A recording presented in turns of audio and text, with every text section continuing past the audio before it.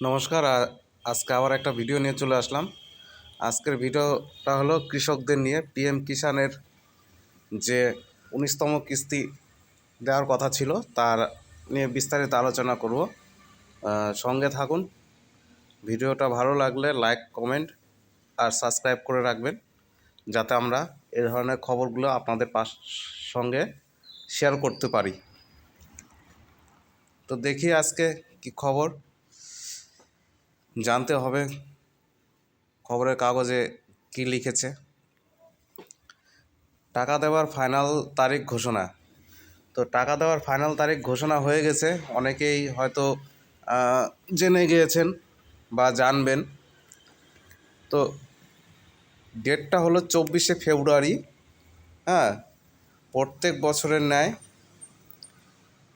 এবারও এই ফেব্রুয়ারি মাসেই টাকাটা দিয়ে দিবে। তো ডেটটা হলো 24শে ফেব্রুয়ারি। টাকাটা রিলিজ করবে কোথা থেকে? এবার জানা গিয়েছে যে প্রধানমন্ত্রী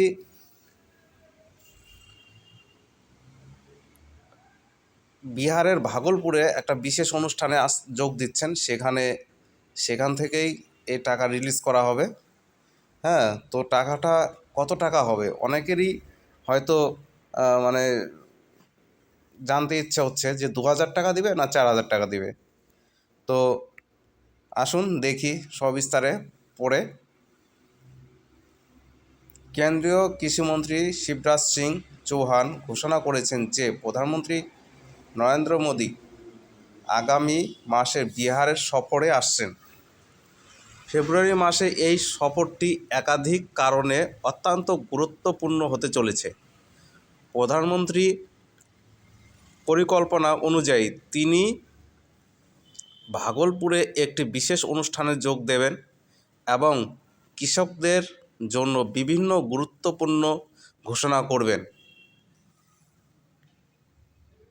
শিবরাজ সিং চৌহান জানিয়েছে যে প্রধানমন্ত্রী মোদী তার সফরের সময় প্রধানমন্ত্রী কৃষক সম্মান নিধি প্রকল্পের আওতায় কৃষকদের আর্থিক সহায়তা দিবেন।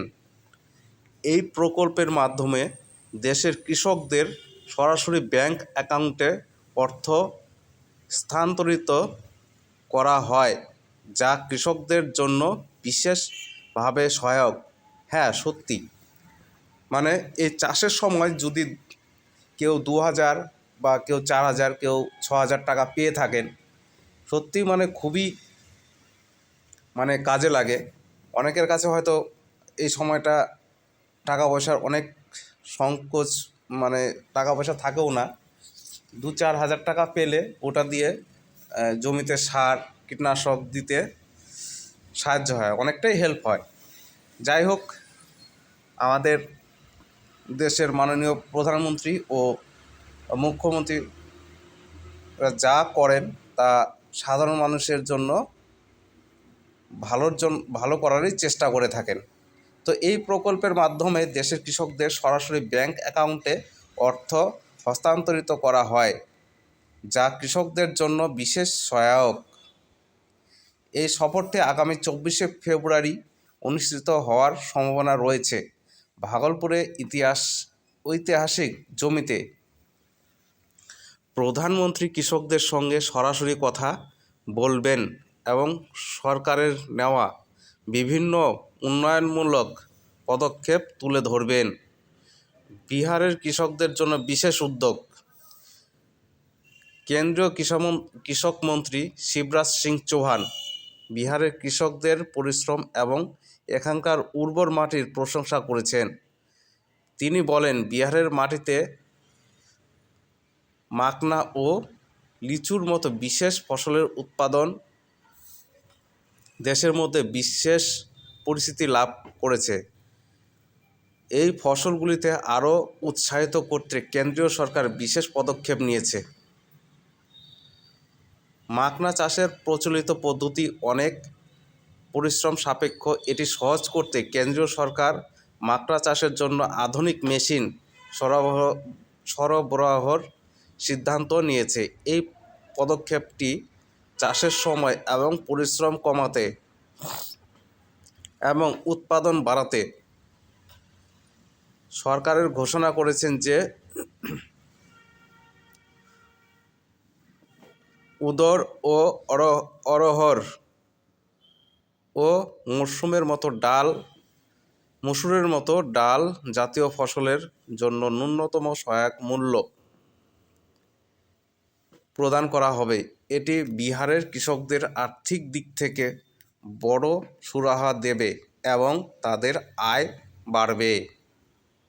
শিবরাজ সিং চৌহান জানিয়েছেন যে প্রধানমন্ত্রী তার এই সফরের সময় কৃষিক্ষেত্রে বর্তমান সরকারের নেওয়া ঐতিহাসিক সিদ্ধান্তগুলি নিয়ে বিস্তারিত আলোচনা করবেন।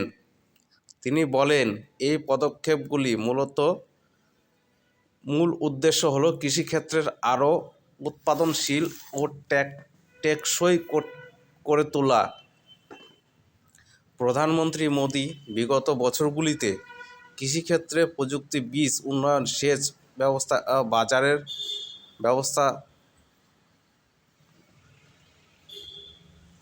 বাজার ব্যবস্থাপনায়ন যে সংস্কারগুলি এনেছেন সেগুলি ওই সফরে আলোচনার বিষয়বস্তু হতে পারে। এর আগে কৃষিমন্ত্রী শিবরাজ সিং চৌহান বিহারেরই সমস্তিপুরে ভারতরত্ন কর্পূরী ঠাকুরের জন্ম জয়ন্তী অনুষ্ঠানে অংশ নিয়েছিলেন। সেখানে তিনি কর্পূরী ঠাকুরের অবদানকে শ্রদ্ধা জানিয়ে বলেন যে তার উন্নতমূলক দৃষ্টিভঙ্গি বিহারের জন্য একটি আলাদা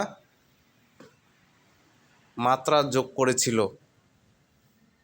এই অনুষ্ঠানে উপরাষ্ট্রপতি জগদীপ ধনখড়ও উপস্থিত ছিলেন। তবে খারাপ আবহাওয়ার কারণে কৃষিমন্ত্রীকে ভাগলপুরের সফর বাতিল করতে হয়েছিল। তো যাই হোক, আমরা যেটা জানতে পারলাম যে পিএম কিষাণ যে 19তম ইনস্টলমেন্ট রিলিজ করা হবে তা 24শে ফেব্রুয়ারি। তো তার আগে আপনারা ব্যাংক অ্যাকাউন্ট অনেকেই চেক করেন, তো কোনো দরকার নেই। আপনারা ব্যাংক অ্যাকাউন্ট 24 তারিখের পরেই চেক করবেন, তাহলে দেখবেন যে সবার ব্যাংকেই টাকা ঢুকে গিয়েছে। তো কোথাও উল্লেখ করা নেই বা কোথাও বলা হয়নি যে 2000 টাকার বদলে 4000 টাকা করে ঢুকবে। এবারও আমার যেটা মনে হয় যে 4000 টাকার বদলে 4000 টাকা ঢুকবে না, 2000 টাকাই ঢুকবে।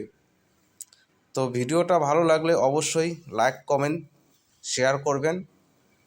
ভালো থাকবেন, সুস্থ থাকবেন, সকলকে ভালো রাখার চেষ্টা করবেন। আজকের ভিডিওটা এই পর্যন্তই। ভিডিওটা দেখার জন্য অসংখ্য ধন্যবাদ আপনাদের। নমস্কার।